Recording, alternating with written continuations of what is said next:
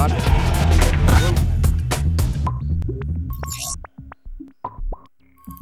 Dave Daisy huet de Mënschen a vielen Deler vun Europa urch zougesat, mat de Grand Duché ass vun der ugekënnechter Eiszeit so gut wie verschont bliwen.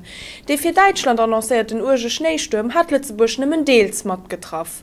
Meteorologen hat den Ugangs vu 15 cm Neuschnee geschwaart. Den Amant laien zu Lützeburg awer nëmmen 2 bis 5 cm Pulverschnee. Dëst soll sech och net weiter verändern.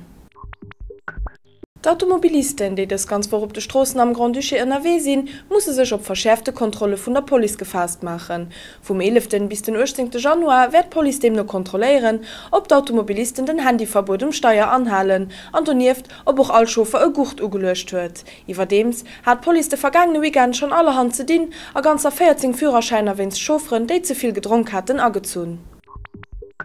Die Fußballnationalequipe vom Togo hält deitlichen Uschlag op ihre Buskonvoi nicht Afrika Cup zu Angola deel. Rebelle von der Befreiungsfront von Exklave Cabinda hatten einen freudenden togoische Konvoi mit Maschinengewehrer überfall, kurz nachdem dessen Grenztisch der Republik Kongo an dem angolanische Provinz Cabinda passiert hat. Dabei sind die Pressesprecher an den Assistenztrainer von der Equipe deitlich getroffen gehen. Insgesamt sind 9 Menschen blessiert gehen. Die Equipe von der Nationalelf aus 3 Stunden offizielle Start vom Turnier heimgeflohen.